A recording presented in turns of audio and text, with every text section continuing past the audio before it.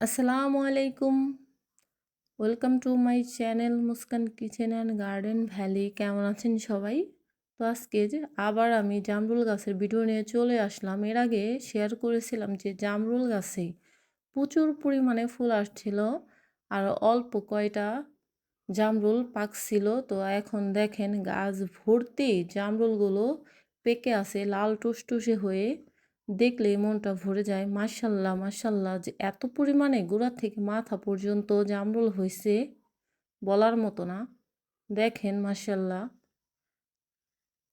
তো পুরোপুরিভাবে ভিডিওটা আমি তুলে ধরতে পারি নাই, যতটুকু পারছি তো আপনাদের সাথে শেয়ার করার চেষ্টা করেছি। দেখেন যে অনেক পরিমাণে জামরুল হয়েছে।